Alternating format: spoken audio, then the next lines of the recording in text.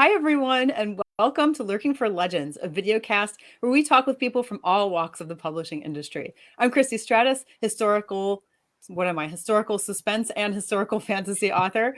And my awesome co-hosts here, hopefully I'll remember them better than myself, are epic fantasy author Richard H. Stevens and science fiction author David M. Kelly.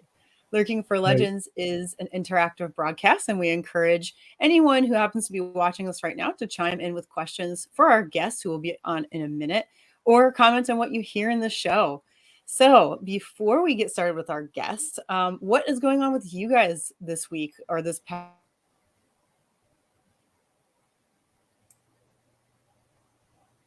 Uh-oh.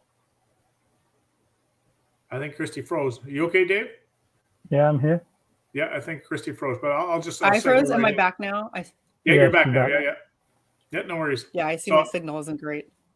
It's okay. I was just gonna segue in what's new with me. Not a lot. I haven't been getting a lot of writing done, but I just wanted to introduce the two guests we're going to have with when we read There's Something About Ernest, or what is the name of that show?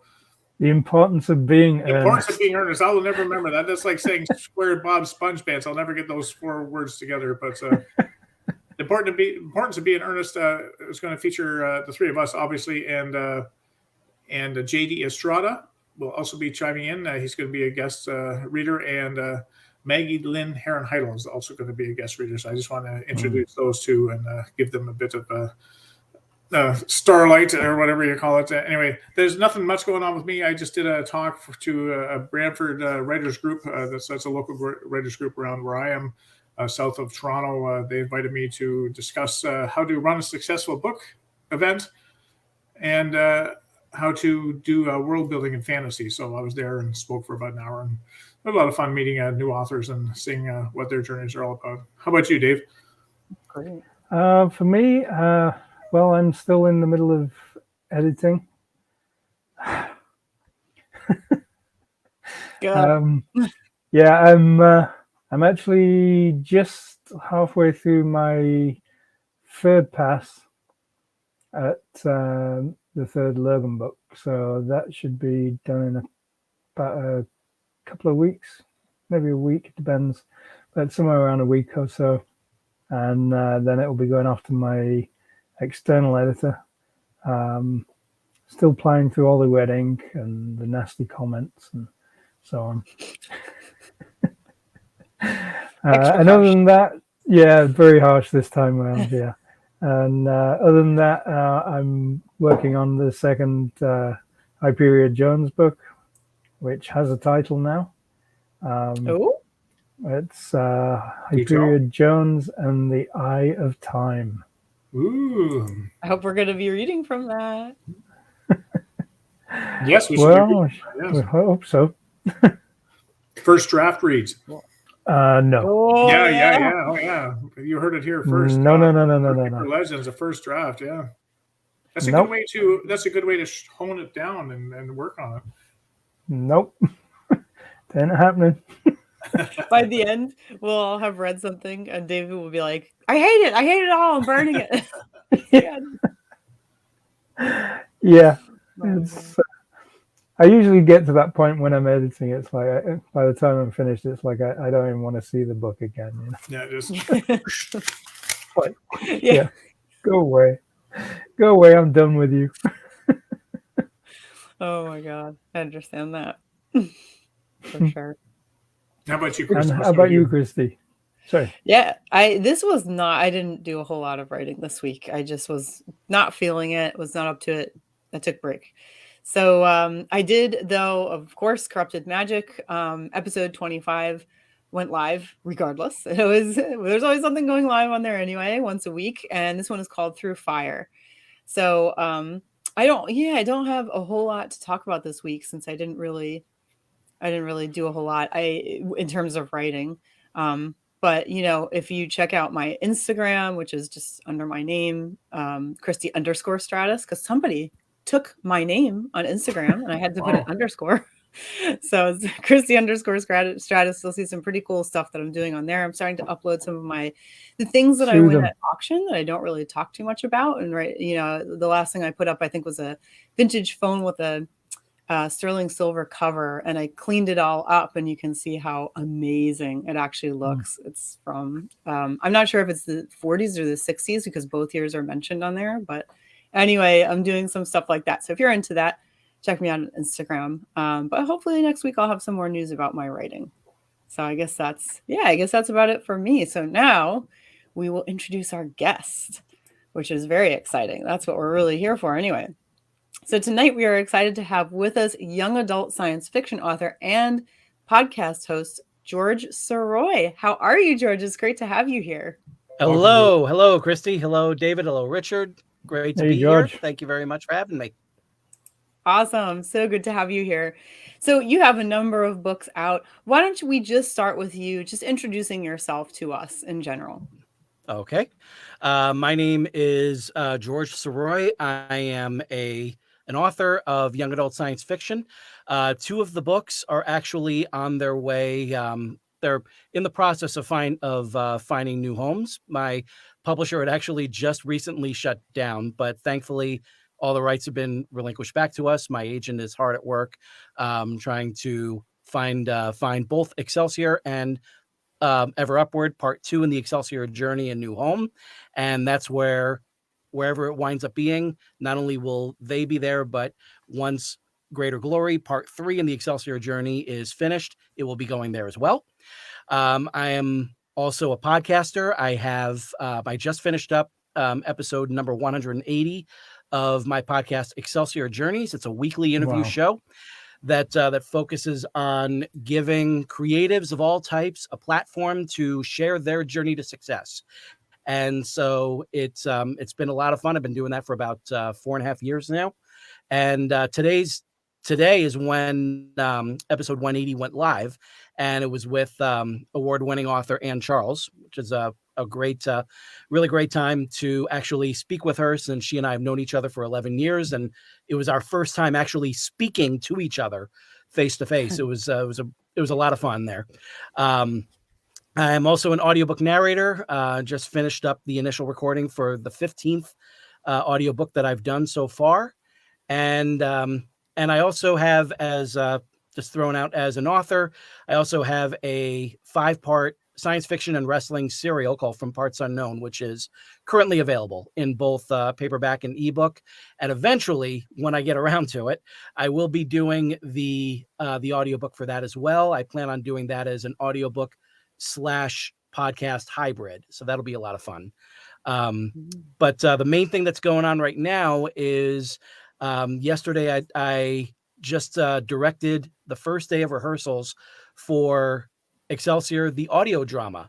The young adult science fiction first part in this trilogy is going to be an audio drama. The cast is amazing. It's absolutely amazing. Everyone there is so dialed into it. It's really great. It's been just a true honor to work with these great people. This was being produced through the 529 Club on Clubhouse.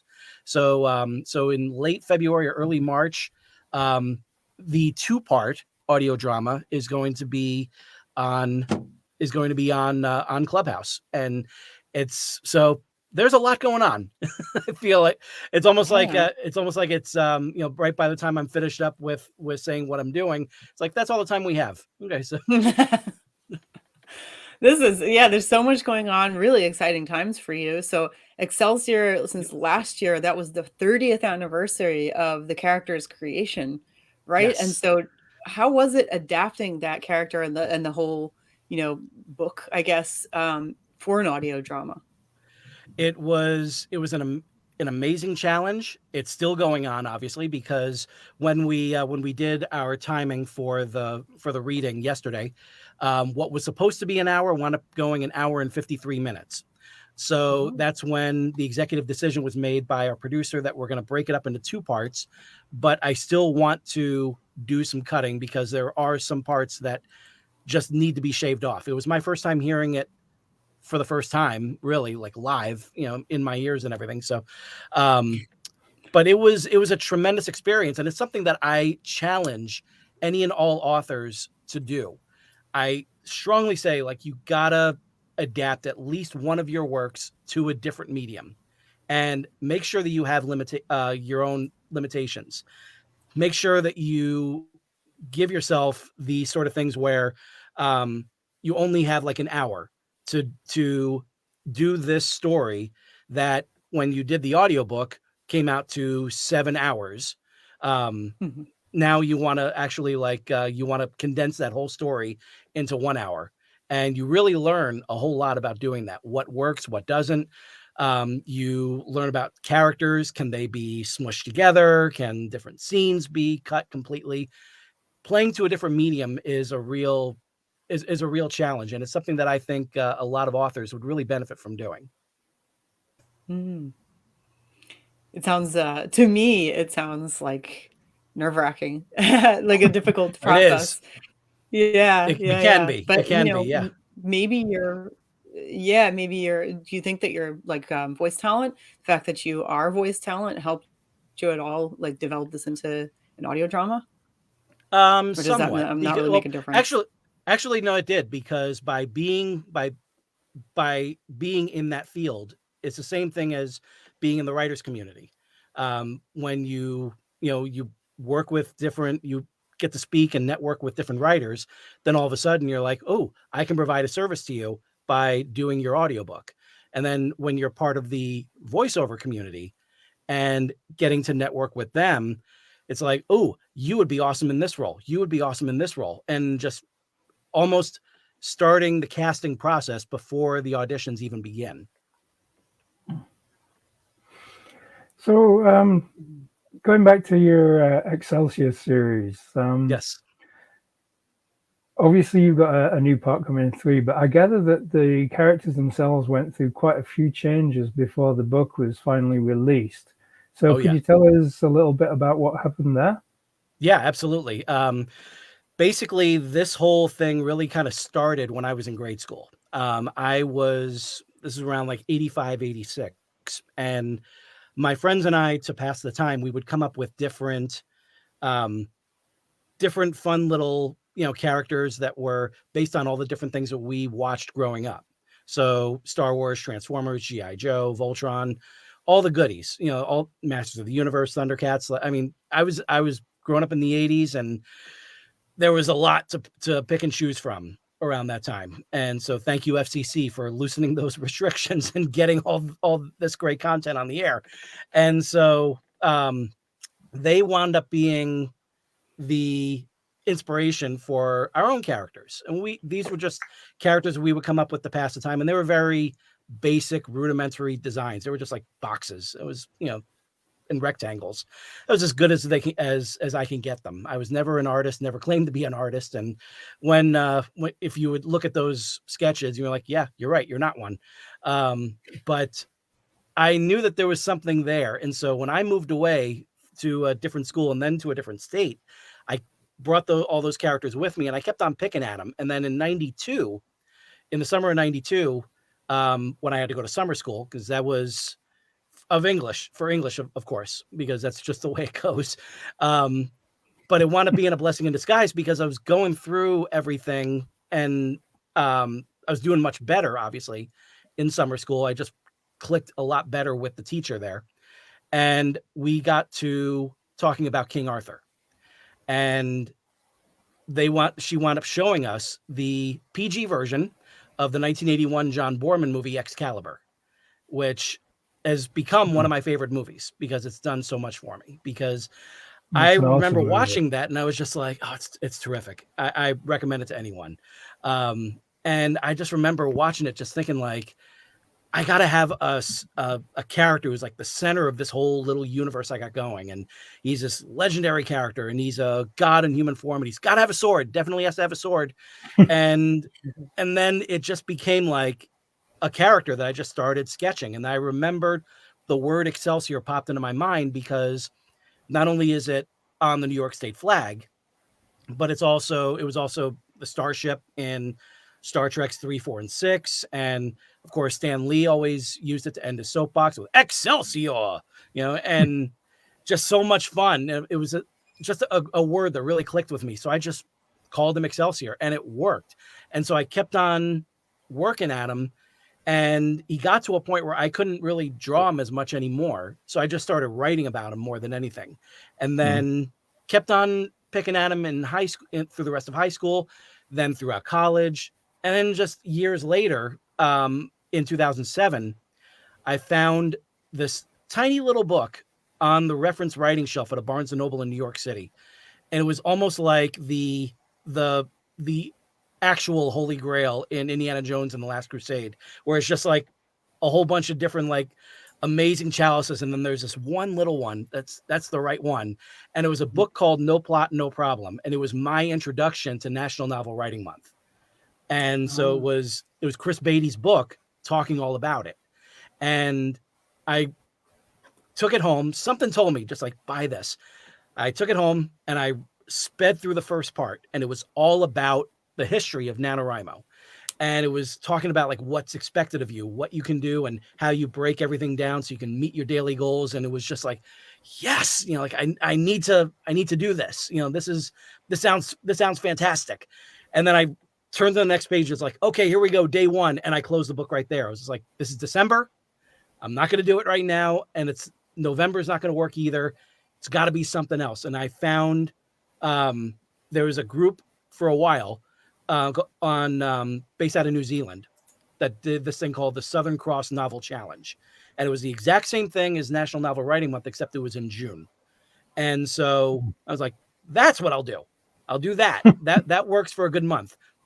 And so on June 30th at 11:35 p.m., I wrote the end on the first draft of what would be the Excelsior novel.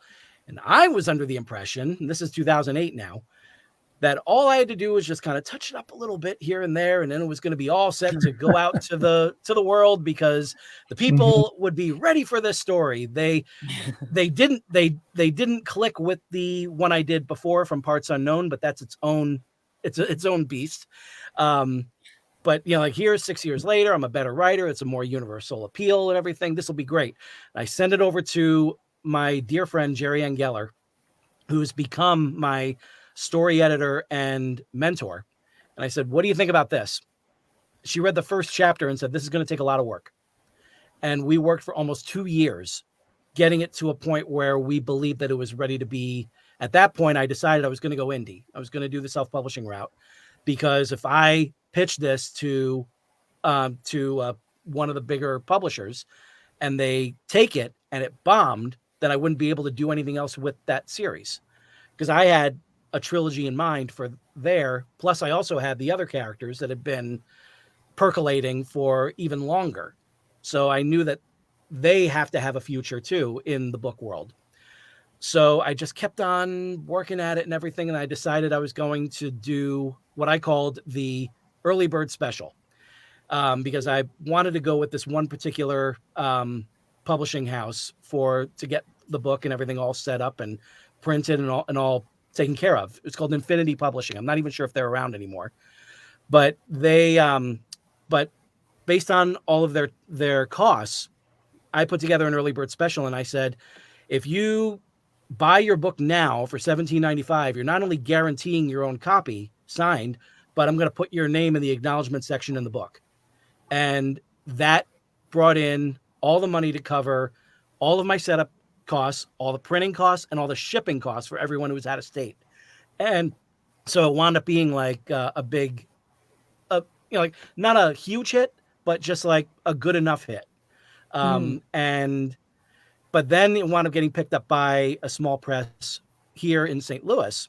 And because my wife and I moved here in 2011, and we, just decided that our money was going to go further here. We were going to have to start a family, and we wanted to be close to some sort of family. And that's where, thankfully, that's where she's from. And we have plenty of family around here, and all of those plans and everything are great. So now there is, so now like this other publisher wants to take it. So they took it. It winds up going pretty well for a few years. And then that publisher closed down.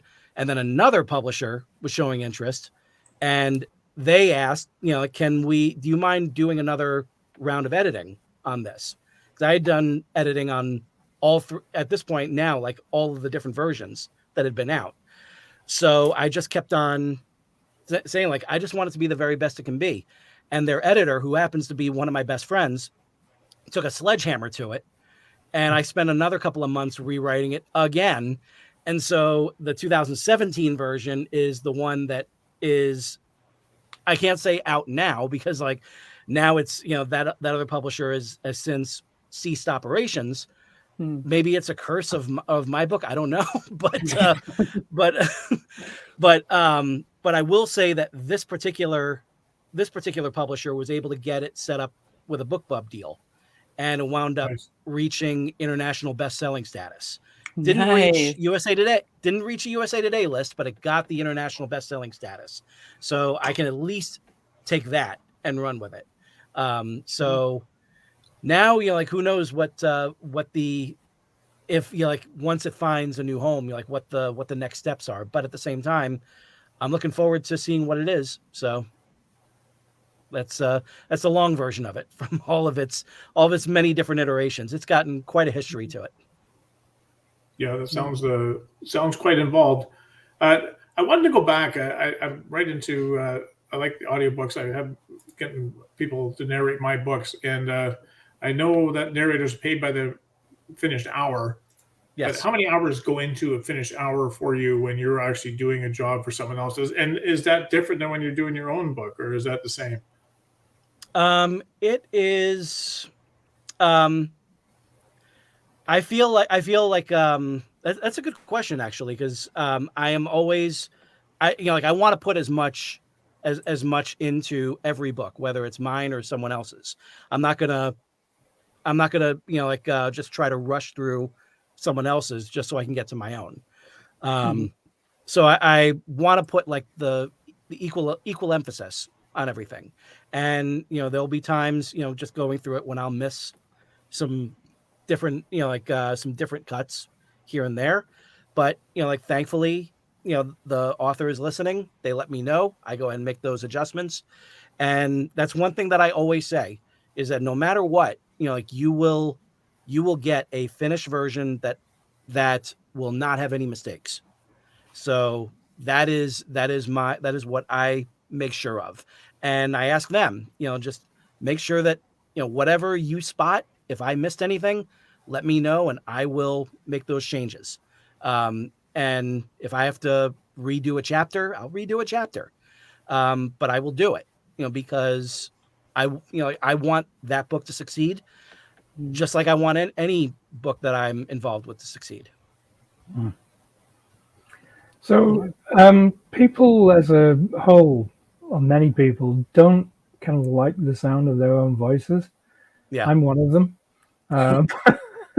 And I think it might be kind of like fairly common even amongst writers in general, sort of thing.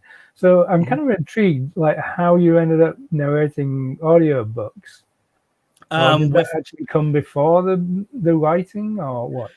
It's something that I always wanted to do ever since I was a kid. I wanted to get involved in some sort of voice work. And when I was 6 years old, my cousin, who I dedicated Excelsior to, not only to him for the book, but the main character is named Matthew Peters after him, Matthew Peter Henkel. Matthew passed away in 2005, but when he was 2, he dealt with Wilms tumor. It's cancer of the kidneys that affects children. And so while he was recovering and going through chemo, he had asked his mother if I could basically take all those. You remember those storybooks that would have like a little cassette tape in them, included with them, where they would, just tell like a condensed story of whatever movie is out, for kids. And so I had collected those for all the Star Wars ones at the time. And he asked if I could make copies of those cassette tapes. So I said, I'll do one better. I'll read it. And so I recorded myself reading it instead of the voice of the narrator in the cassettes that went with the storybook. So I just read the storybook, and I did that for all 3 books. And he wound up really enjoying those. And I really enjoyed the process of doing that.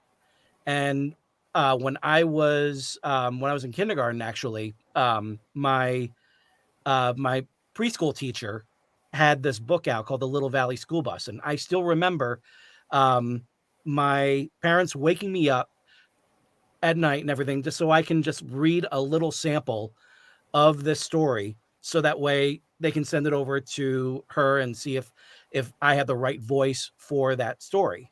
And it turns out I did. So that was like, like either kindergarten or first grade, something around there. But that was when I recorded that little story. I have no idea what happened to that story. Like from what I recall, like it was just something that she had done on her own. And I don't think it really went anywhere, but it was a cute little story. It's about this little school bus named Bess. But it was my first time doing that. So fast forward many years later, it's 2015, and I had just gotten let go from the job that I was doing. I was doing an admin job at a church. They decided to do some restructuring. I wound up, my position wound up being eliminated. So I'm sitting at home wondering, what am I going to do next? And I thought I would love to get into voice work. And that's when I watched the documentary that John DiMaggio did called I Know That Voice. And it's a terrific documentary that lifts the curtain and allows you to get a good look and get to meet all of this great talent that was responsible for all of these voices of these characters that I would watch growing up, or my parents would watch growing up. And so I remember watching that, just like that's what I want to do. That's what I really want to do. And I reached out to Twitter. Anyone know of any sort of studio in St. Louis that does voice lessons? And someone reached out to me and said, Clayton Studios in St. Louis, they do a thing called Voice over STL. I called them up, found out what they charged, and it was not in the budget to get that. So I went the same route as the early bird special when I self-published Excelsior. I did a Kickstarter, and I said, I will narrate 500 words for $10, 1,000 words for $20. And you can take that little MP3 nugget and you can do whatever you want with it. And that raised the money for me to take those lessons. So I took the lessons and really enjoyed it, but I didn't really know like how to really kind of sell myself as a voice actor. And so I reached out to my publisher, who is based out of St. Louis. And I said, do you mind if I read chapter 1 of Excelsior, just so you can see how it sounds? And if you like it, maybe I can do the whole thing. So I did that. And she said, do the whole thing. It sounds great. So I went ahead and got it done. And that wound up being my first audiobook, just doing my own book. And after that, that's when I was reaching, just putting the word out. And since I'm in a writer's community, that allowed me to get some children's books done, a couple of YA books, got those done. And at first I started doing those using the royalty share method on ACX. But after a while, I'm just like, okay, if I'm going to actually make a go of this, then I can't do the royalty share anymore. I got to actually make some money on this. And thankfully, there were people that were willing to pay. And I even have a continuing client who is just fabulous, Ronald R. Van Stockham Jr., who has come up with some of the most imaginative works that I've ever read in my life. And it's been an honor to read them. I've done 6 so far with him and hopefully more in the future. And, I've been able to do historical fiction. I have a biblical epic that's coming up. I have a YA fantasy coming up. I got a nonfiction that's coming up about business. It's wild. It's a really interesting field to be in. And it's something that I just can't believe that there are people that are willing to take a chance on me to bring their books to life. And it's something that I never take for granted. So it sounds like you narrate more than one book at a time. So you're working with a whole bunch of different authors, obviously. Jorge, I can never say this. What do you call him, JD? Sorry, George. He says, I'm always fascinated with vocal consistency in narrators, and what are some of the tricks you use to stay consistent? And I think this really goes towards you. If you're doing not just one book, but you're doing several books, like I know when I work with my narrator, when he does like Sidira, and whenever he says he does Sidira's voice, I know it's Sidira because he's very consistent. But I know myself, and when I try to do live reads and stuff, my voice is never consistent, even in the same chapter. So how do you stay consistent? How do you remember all these characters?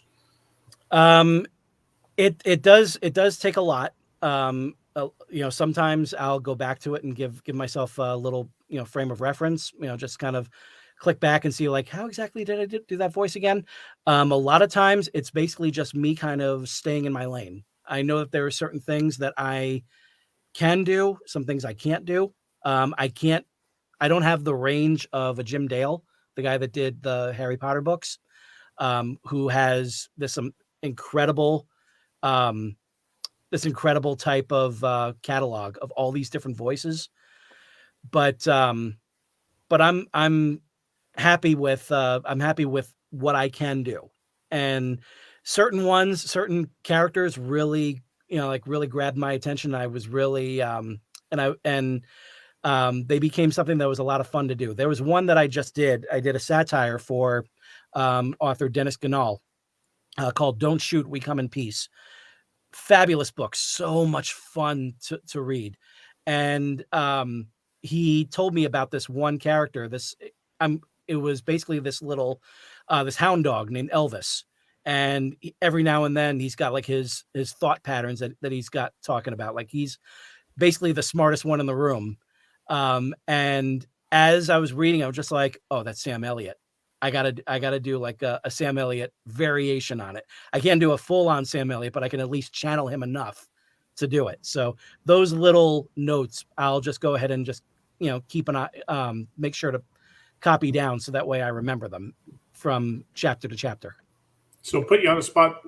Let's hear Sam Elliott.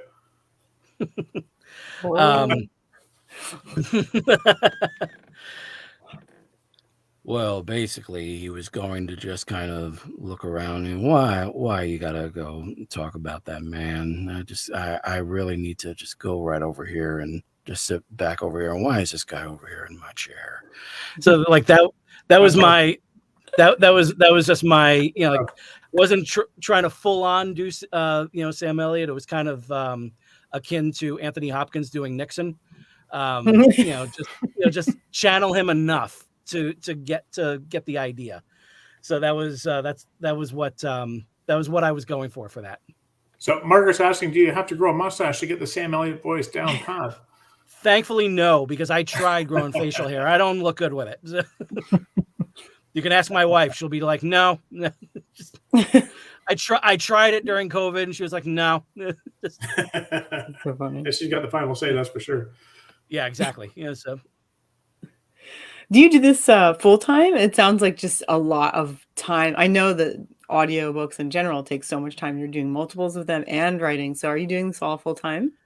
The audiobooks are, as of they've been kind of like a full-time gig for the past few months.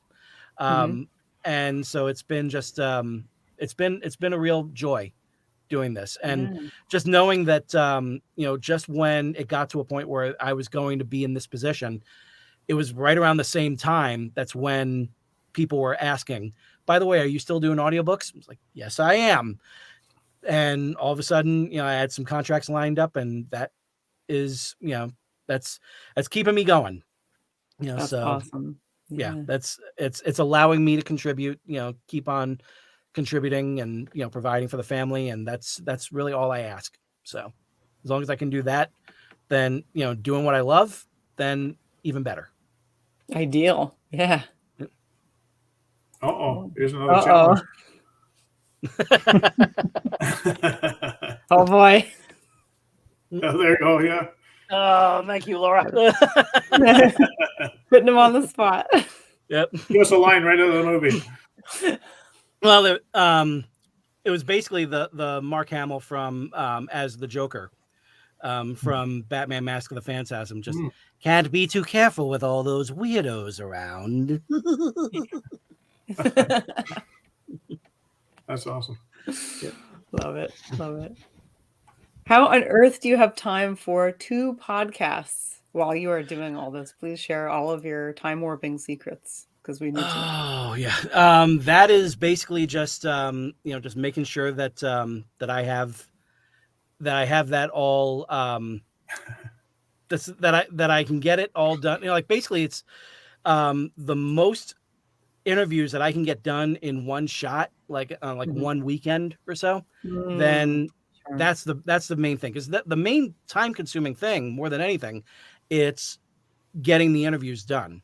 And I'll work with my guest schedule and do whatever is necessary to make sure that I can get them on the air. And it's once I get that interview done, then fantastic. Then I can go ahead and um, just take the time and make sure that everything is edited on my own time. Usually it's like late at night after everyone's gone to bed. That's when I can actually like concentrate and do any sort of editing that needs to be done. So whether it's Mm, editing for the chapters or editing for the podcast, especially now that but it makes it easy now with audiobooks, now that I've discovered the wonderful technique known as punch and roll, which is something that all the audiobook narrators do, which is basically editing as you go.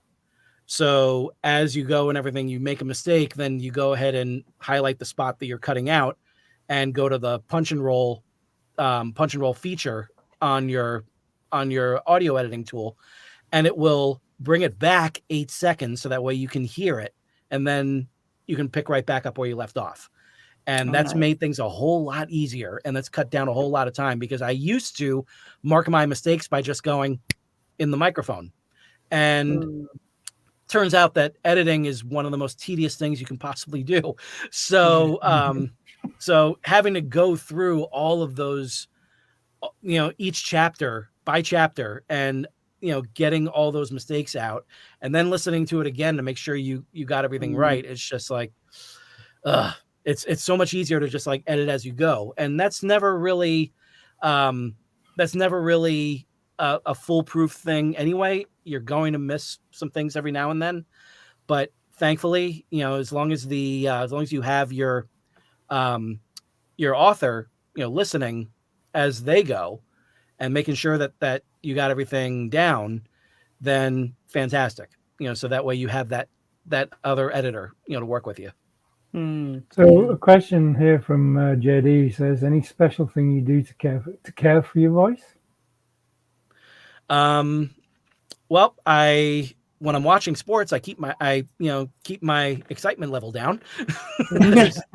there's that. And I mean, thankfully, being a New York Giants fan, I was dealing with 5 years of utter futility, so there was really not much to really get excited about. Thankfully, they're in the playoffs again, this year for the first time in 6 years. But I'll try to keep that. I'm trying to keep Yeah. everything kind of tampered down. St. Louis was doing me a favor by not airing their games, so I just kind of was able to just listen to it on Giants.com. But basically, it's just a matter of knowing your limits, drink lots of water, keep yourself hydrated, and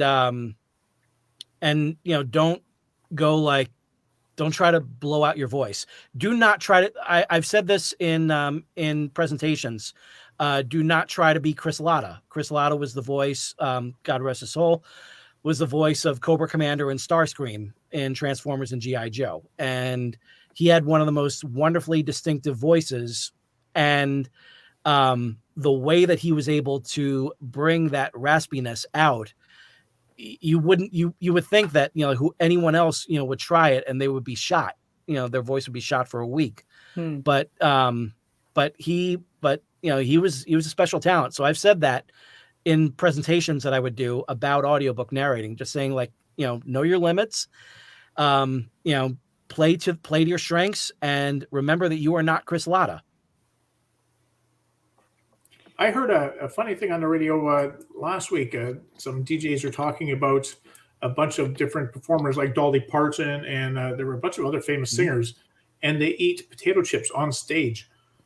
So while they're performing, they eat potato chips, and apparently it's supposed to do something to the vocal cords to keep them fresh. I don't know if it's the grease that's in them. At first, I thought when they were talking about it, it's the salt. The salt. But I have no idea what it is. I'm thinking, well, it's bizarre. And they said there are some singers that they'll actually, in a break, when it's just a guitar solo, whatever, they will step back and they will grab a bunch of potato chips that they have sitting on stage and they'll eat them. And it's supposed to do something for the voice. So I don't know if there's any truth to that or not, but I thought it was very bizarre. I'll give that a shot. It's worth the experiment, that's for sure. Yeah, why not? Yeah. Why not? Yeah. Hermit Sal is saying you don't drink tea and honey to soothe your throat, and that is one of those I did a lot. I did a lot of drinking tea and honey and water with lemon and everything. I was doing a lot of that in November when I got a sinus infection, and that knocked my voice out of commission for a good month. That time was not fun. But once I started to get the feeling back and was able to really get going again, then I would strongly say lemon juice was my friend. I remember when my voice was shot the week that I was doing a show in college, because I studied theater, and I was the fire chief in Eugene Ionesco's The Bald Soprano, and the fire chief has a monologue that's like almost a page and a half long that only has one period in it. And so it was just like, just go, just keep on going. And on the week of the performance, I'm doing this with half a voice. But I was, and one of my friends who was working backstage, he said that they would, they were all just like rooting for me to not get flustered, to not lose my place and everything. And all 5 performances didn't miss a single line in all of those. That's one thing I remain very, very proud of. That's awesome. That's all. I don't know how people do that kind of stuff. I couldn't even stand in front of the class and do 3 sentences of Spanish, and you're doing a page and a half monologue. I never understand over and over. I don't know. Yeah. It's amazing. No, and then awesome. It was halfway through. It was halfway through. That's when they decided, like, oh, we're going to go with English accents. And thankfully, I knew enough Monty Python to be able to keep up. That was one thing. Like the vocal coach was listening to me, like doing the speaking along, doing just fine with the with everything. And every time I was able to keep up with the accent, she was just like, "Wow, you're good." And I was like, "I watched Monty Python when I was growing up." He's like, "Well, it worked." There's nothing difficult about a British accent, though, is there? No. Okay, Dave. So Salvador's asking, George, have you ever attempted to do different types of voices like Mel Blanc? Yes. Yeah. In fact, in Clubhouse last year, in 2021, I took part in this in a special voiceover challenge where the winner would get an agent for a year, would sign with a voiceover agent, and I made the semifinals based on the presentation that I did. And I was throwing out, I was doing, like, I did it as like a whole bunch of different characters that were all like waiting to be served at a restaurant. And so I had Vito Corleone, asking why he wasn't on the guest list. I had Master Shake and Meatwad from Aqua Teen Hunger Force complaining that they didn't have food yet. I had both Mark Hamill Joker and Heath Ledger Joker sitting together. The whole thing was a lot of fun. It was a really fun presentation. At some point, I got to find that script. That'd be neat to hear. Yeah. So we're getting near the end of our show here, and I want to just ask you before we sign off. So you're doing audio gigs now. Obviously, are you still looking for more audio? So how do people reach out to you to hire for your audio? Just go to your website. You can go to www.he'sgotit.com, as in by George He's Got It. I'm in the process of updating the website right now with I think I have the fiction and nonfiction reels up as well as the commercial reel. I have an older animation reel that I'm going to put back up there as well. And if you would like to email me directly, by all means, please do. Just go to george@he'sgotit.com and just let me know if you have any questions about it. I'm also doing mentoring for those who want to get into it, for those who want to get into podcasting. I am willing to work with them as well. All right. And so what's next for George Sirois? Next is the Excelsior audio drama. That and quite a bit of cutting of that audio drama to try to get it into an hour and a half. So right now, like I said, it's the first reading came out to an hour and 53 minutes. So I get to bring it down to an hour and a half. So I think 2 45-minute episodes with a good solid cliffhanger, right at the end of part 1, and then going from there. And you got a hard release date for that, or just right? It's early March, but if you reach out to me and just ask to, if you want to follow me, I'm on Facebook, I'm on Instagram, I'm on Twitter. Just go to at George Sirois. For those, you can find me on Facebook. You can find the Excelsior Journeys podcast there as well. I have a group there, Excelsior Journeys Behind the Scenes. And just keeping up with doing my best to really kind of keep up. Just now that things are, I would say, like kind of gearing up the way that they are. Mm-hmm. Yeah, for sure. And finally, obviously we see it on your website, but where else can people buy your books? Well, you can buy from Parts Unknown, which was I briefly mentioned. It's a 5-part science fiction and wrestling serial. The omnibus edition, I have a couple of copies left myself on my site. You can go to the store right over there to get it. But if you want, you can also get it through Amazon or any of the other book retailers, and you can get the ebook there as well. All right, that's awesome. Well, thanks again, George, for joining us today. We really enjoyed listening to you, and it's amazing that you, like Christy said earlier, I don't know how you have time to do all that stuff. I barely have time to write, and you're doing we do a podcast, you do 3 in come February, and then you do your narrating and everything else that you're doing. That's amazing. So congratulations to you, and thank you for being here. Thank you very much. And just a quick shout out to a friend that I do a lot of live streaming with, the horror host Ivana Cadaver. Not a real name, but she is a great friend. We just and quite a few people that are listening here are friends that I've made through her. So you can find us on the occasional live stream as well. So thank you to all of you thank you guys for having me on. I really appreciate it. It's been a lot of fun. Yeah, no, it's been our pleasure, George. So next week's guest is Canadian author Miranda O. Miranda has written a hit series called Chin Up, Tits Out, hitting all the tough stuff on love, romance, and dating. As a natural storyteller and a high-energy person, she loves to challenge the dark thoughts we think naturally as humans, digging deep to find the positivity and silver lining in everything we go through in life.